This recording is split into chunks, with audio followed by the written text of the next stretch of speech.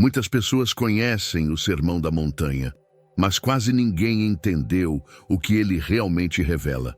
Você já sentiu que sua fé esfria, mesmo orando todos os dias? Já se perguntou por que, mesmo crendo, sua vida parece construída na areia?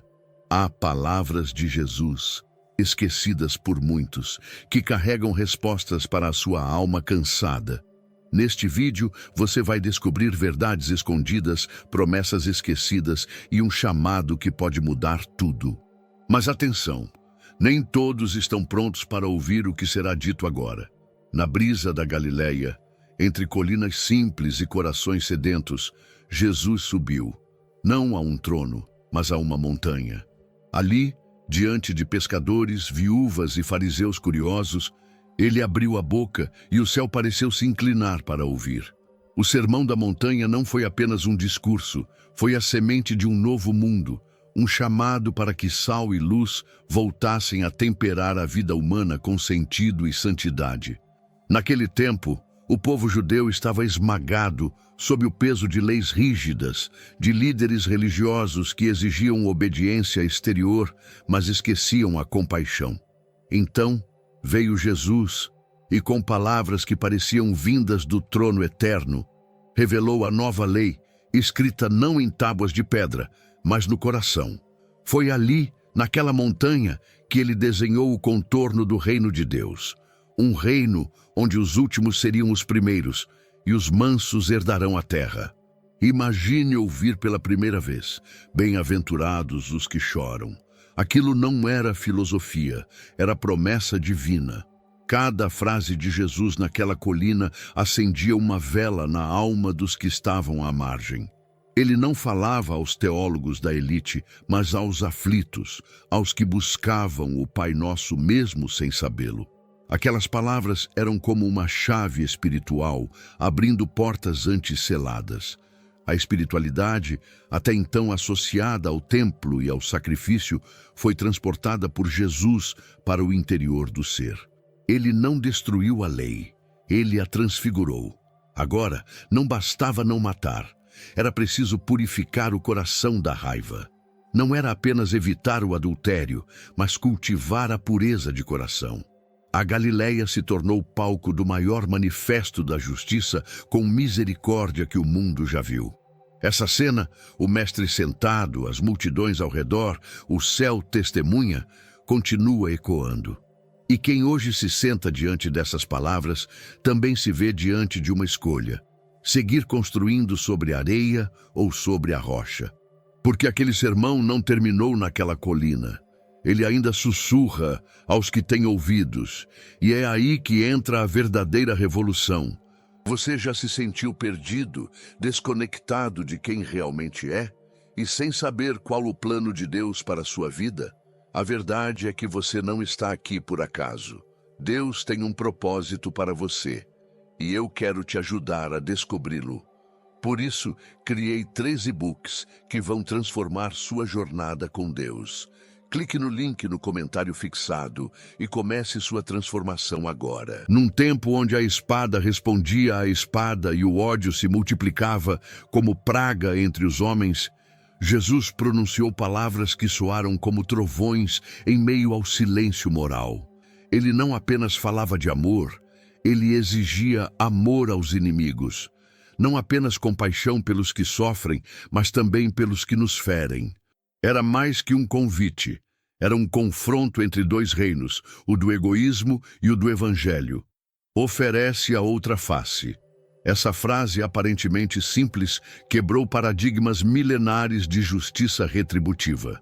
Para uma cultura moldada pelo olho por olho, Jesus traz a nova lei, onde o perdão não é fraqueza, é força divina. Ele não pediu que suportássemos passivamente o mal, mas que o vencêssemos com o bem. Amor, perdão, misericórdia, esses se tornaram as armas do reino dos céus.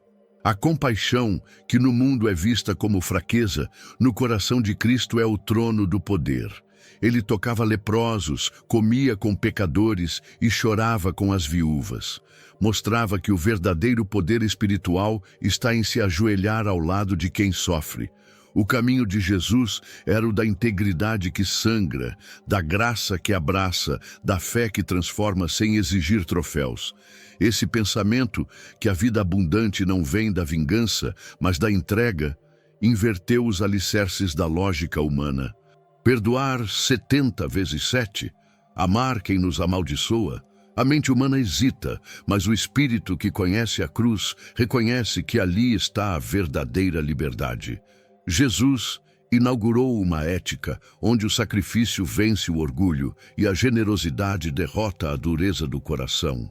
E assim, cada bem-aventurança se torna uma dinamite espiritual, demolindo os muros da hipocrisia e construindo caminhos de salvação. O que começou com um sermão na Galileia virou uma revolução que ainda arde. Mas será que conseguimos realmente viver essa nova ordem? O que significa, na prática, ser bem-aventurado num mundo tão ansioso por retaliação? Gostou do conteúdo e ele fez diferença para você? Clique no Valeu Demais e apoie nosso trabalho. Diante da multidão em silêncio, Jesus começou com palavras que pareciam loucura aos ouvidos terrenos. Bem-aventurados os pobres de espírito. Como assim? Quem não deseja ser forte, bem-sucedido, respeitado? Mas ali, na contramão de tudo que o mundo ensina, o Filho de Deus traça o mapa da felicidade verdadeira. E ela começa onde o ego termina. Ser pobre de espírito não é ter baixa autoestima, mas reconhecer que nada temos sem Deus.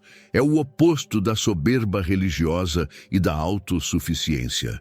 Quem se esvazia de si encontra espaço para a plenitude do Espírito.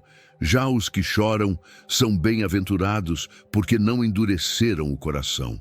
Eles sentem, eles clamam, e nas lágrimas que entregam ao céu, recebem consolo que o mundo não pode dar. As bem-aventuranças são mais que promessas. São portais para o reino. Cada uma é uma chave que abre realidades invisíveis. Os mansos herdam a terra, não pela força, mas pela perseverança humilde. Os que têm fome e sede de justiça serão saciados, não apenas na eternidade, mas aqui, na construção diária de uma fé que não negocia princípios. Quando Jesus diz, bem-aventurados os limpos de coração, ele está falando da pureza que não se vê, mas que sustenta toda a vida. Num mundo onde as aparências são a moeda mais valiosa, ele volta os olhos para o invisível, intenções, pensamentos, desejos. Ele promete que os limpos de coração verão a Deus, porque só olhos sem névoa conseguem enxergar o eterno. Cada bem-aventurança desmonta uma lógica mundana e instala uma verdade eterna. Mas para viver essas promessas, é preciso mais do que escutá-las. É preciso permitir que o Espírito as grave no coração como fogo em pedra. E talvez você se pergunte, como viver essa realidade num mundo tão contaminado de orgulho e vaidade? Na antiga lei, justiça era equilíbrio. Feriu, será ferido. Tomou, será cobrado. Mas então veio Jesus, e com uma autoridade que não pedia licença, ele vira a balança. Ouvistes que foi dito, eu, porém, vos digo. Assim nascia a nova lei, não escrita com ferro, mas com sangue, com lágrimas, com amor. O reino de Deus não seria construído com espadas, mas com perdão. Amar quem nos ama é fácil, até os ímpios o fazem. Mas amar os que nos desprezam, orar por quem nos persegue, isso é sobrenatural. É como regar um campo que nos feriu, esperando que floresçam bênçãos onde brotaram ofensas. Jesus não está pedindo sentimento, está ensinando atitude, um ato espiritual de rebelião contra a lógica da vingança. Perdoa-lhes, Pai, disse ele na cruz, enquanto gotejava a redenção. Essa frase não é apenas uma súplica, é uma nova constituição espiritual. O mundo nos ensinou a não levar desaforo para casa. Jesus nos ensina a carregar a cruz até o Gólgota. Não para sermos mártires da dor, mas para sermos herdeiros da vida abundante. A justiça do reino é restauradora, não punitiva. Quando se oferece a outra face, não se está sendo fraco, está se escolhendo vencer o mal com o bem. O perdão é uma espada invisível que corta as correntes do ódio. A misericórdia é a chave que abre prisões emocionais. E esse novo mandamento, amai-vos uns aos outros, é tão radical que resume toda a lei e os profetas. Em vez de vingança, aliança. Em vez de cobrança, compaixão. Mas será que conseguimos viver essa nova justiça nos dias de hoje? Como reagir quando somos feridos repetidamente? Será possível amar mesmo quando o coração sangra? A resposta começa onde termina o orgulho e onde começa algo ainda mais profundo. Num mundo onde os gritos parecem ter mais força que o silêncio, Jesus afirma algo quase inconcebível. Bem-aventurados os mansos, porque herdarão a terra. Não os fortes, não os poderosos, não os astutos, mas os mansos. Aqueles que não se impõem, mas se alinham. Que não se exaltam, mas se curvam. Em tempos de violência e arrogância, essa mansidão parece fraqueza, mas é força espiritual disfarçada. Mansidão não é passividade, é controle da força, é firmeza sem dureza, é a coragem de ceder sem perder a essência. O manso é como Moisés, que falava com Deus face a face, mas suportava um povo rebelde com paciência. Como Maria, que calava no coração as promessas de Deus, mesmo quando tudo parecia contrário. Herdar a terra é receber não um território, mas um propósito, é ser enraizado no plano eterno. E os que têm fome e sede de justiça, esses não estão apenas indignados, estão famintos. Desejam ver o bem prevalecer, o pobre ser defendido, o inocente ser ouvido. Justiça para Jesus não é vingança social, mas restauração divina. E essa sede não será ignorada. Há uma promessa de saciedade. Deus honra quem clama por equidade, mesmo quando o mundo cala ou se vende. Imagine a força de um coração que não se vinga, mas ora, de alguém que, ao ver a injustiça, jejua em vez de murmurar. A justiça do reino não se faz em tribunais terrenos, mas em altares invisíveis, e aqueles que choram por ela serão ouvidos, serão saciados. Porque Deus mesmo se levanta para fazer justiça aos que confiam, mas essa fome é mais do que um desejo, é um chamado. E quem sente esse chamado sabe que não pode mais viver apenas para si. Porque há algo maior pulsando, uma sede santa que aponta para a rocha. A mesma rocha onde se deve construir a casa espiritual. Bem-aventurados os misericordiosos. Com essas palavras, Jesus descortina um poder que o mundo não reconhece. Num cenário onde cada ofensa exige retorno e cada queda é julgada sem piedade, a misericórdia aparece como uma luz que rompe a lógica das trevas. Ela não nega a dor, mas a redime. Não encobre o erro, mas oferece redenção. Ser misericordioso é abraçar com o mesmo amor com que Deus nos abraça. É olhar para quem falhou e ver potencial de transformação. A mulher adúltera, jogada ao chão pelos fariseus, ouviu de Jesus: "Nem eu te condeno. Vai e não peques mais." Essa frase não foi indulgência, foi libertação. Foi um convite à reconstrução. A compaixão é isso, um juízo temperado com esperança. A misericórdia exige coragem. É fácil ser justo com quem merece, mas e quando o outro não merece? Quando o filho se desvia, quando o cônjuge fere, quando o irmão trai? A compaixão bíblica não espera que o outro mude para amar. Ama para que o outro mude. Foi assim que o pai correu ao encontro do filho pródigo, mesmo antes de ouvir seu arrependimento. Amor que antecipa o retorno. Misericórdia também é autocura. Quando perdoamos, libertamos não só o outro, mas também a nós mesmos. Quantas feridas emocionais são mantidas vivas pela falta de compaixão? Jesus sabia disso. Ele curava, mas também ensinava a perdoar. Ele restaurava corpos, mas restaurava ainda mais os vínculos invisíveis entre as almas feridas. Mas quem somos nós para reter misericórdia, se o próprio trono de Deus se chama graça? O reino não é para quem vence com argumentos, é para quem vence com amor. E talvez hoje a maior revolução que alguém pode viver seja aprender a ver o outro com os olhos do Pai. Mas como ver se o coração está nublado? Em tempos onde a imagem vale mais do que a verdade, Jesus aponta para o invisível. Bem-aventurados os limpos de coração, porque verão a Deus. Não é sobre aparência, é sobre essência. A pureza de coração não se mede por rituais, mas por intenções. É o que se pensa quando ninguém vê, é o que se deseja quando ninguém escuta. O coração limpo é o altar onde o Espírito Santo se sente em casa. Integridade é ser inteiro, por dentro e por fora. É viver sem máscaras, mesmo quando o mundo exige disfarces. Jesus denunciava os fariseus por serem sepulcros caiados, bonitos por fora, podres por dentro. Mas o chamado do reino é outro: transparência diante dos homens e verdade diante de Deus. Só assim a fé deixa de ser encenação e se torna relação viva. Pureza de coração também significa liberdade.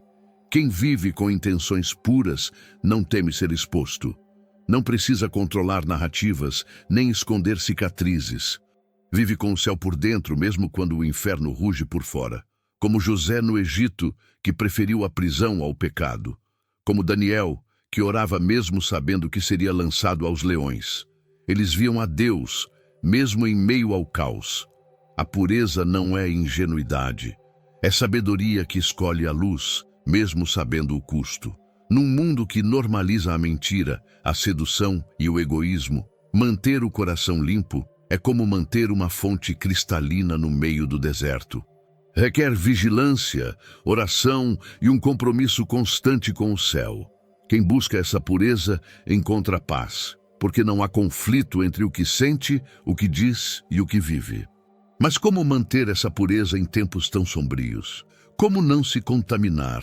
Como discernir o que vem de Deus e o que apenas parece bom? A resposta não está apenas no esforço humano, mas em algo mais profundo, algo que nasce no silêncio da oração, na simplicidade de um pedido e na reverência de um sussurro. Jesus nos ensinou a orar. Pai Nosso. Assim começa a oração que atravessa séculos como um fio de ouro entre a alma e o céu. Não começa com exigências, mas com um relacionamento. Antes de pedir, reconhece: há um Pai que está nos céus, mas que também vê os segredos do coração. Orar é lembrar que não estamos sozinhos. No Sermão da Montanha, Jesus não disse se orardes, mas quando orardes, como quem assume que a oração é vital, como o pão. Ele nos alerta contra as repetições vazias e o exibicionismo espiritual. O verdadeiro clamor nasce no quarto fechado, na lágrima que ninguém vê, no suspiro que sobe como incenso. A oração sincera é a base da espiritualidade que toca o trono de Deus. Ao dizer, venha o teu reino, a oração se torna um ato de rendição. Não é sobre impor nossa vontade, mas alinhar nosso coração ao céu. O pão nosso de cada dia dá-nos hoje. É a humildade de quem confia dia após dia que Deus proverá. E quando dizemos perdoa-nos, assim como perdoamos, a oração nos transforma de súditos em espelhos da misericórdia divina. A oração não é apenas uma prática, é um refúgio. É ali que a ansiedade se cala, que o medo se desfaz, que as riquezas perdem seu brilho. Quem ora reconhece que tudo vem de Deus, o alimento, o perdão, a proteção. A oração é o solo onde a fé germina, o abrigo onde a esperança respira.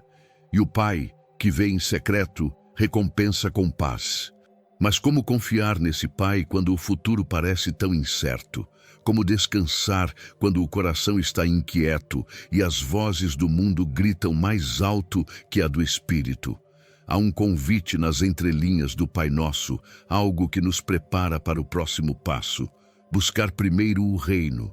Não andeis ansiosos. Com essa frase, Jesus toca uma ferida silenciosa que atravessa gerações. Ansiedade pelo que comer, pelo que vestir, pelo que será do amanhã.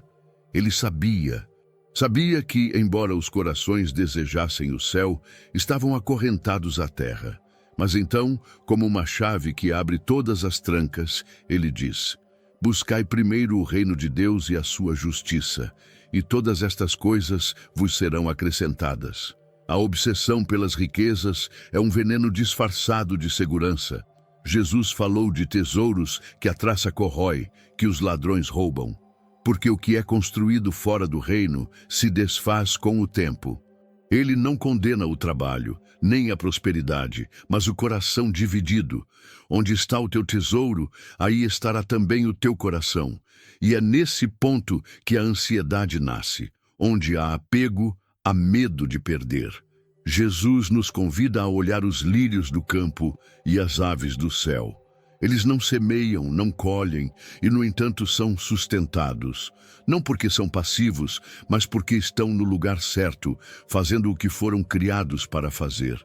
Assim também deve ser o discípulo, viver com propósito, sim, mas com confiança. O reino é prioridade, não adendo. Buscar o reino primeiro não é negligenciar a vida, é ordená-la. É colocar Deus no centro das decisões, das finanças, dos relacionamentos. É entender que a vida abundante não nasce do controle, mas da entrega. A ansiedade diminui quando a fé aumenta. E a fé cresce quando o coração aprende a descansar no cuidado do Pai, que sabe do que precisamos antes mesmo de pedirmos. Mas como construir uma vida assim? Como ter estabilidade espiritual num mundo de ventos e tempestades? Jesus responde com uma parábola, uma casa, uma rocha. Jesus encerra o Sermão da Montanha com uma metáfora que é, ao mesmo tempo, simples e poderosa. A parábola dos dois construtores.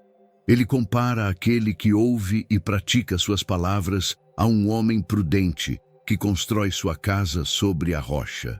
E é aqui que entendemos algo vital. Fé não é o que sentimos no culto, mas o que edificamos no silêncio das escolhas diárias.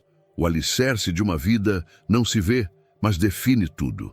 A rocha representa os ensinamentos de Cristo, suas verdades eternas, suas bem-aventuranças, sua nova lei de amor.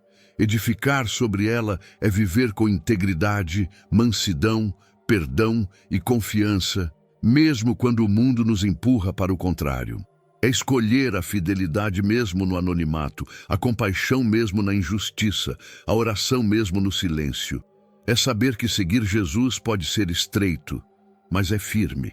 O outro homem, descrito como insensato, ouve as mesmas palavras, mas constrói sobre a areia. Não porque deseja o mal, mas porque prefere o caminho mais fácil, mais rápido, mais aparente. Ele constrói com emoção, mas sem entrega. E então vem a chuva, o rio, o vento. A tempestade revela o que o sol havia escondido, a base. E aquela casa cai. Não por falta de beleza, mas por falta de profundidade. Jesus nunca prometeu ausência de dor, mas prometeu firmeza.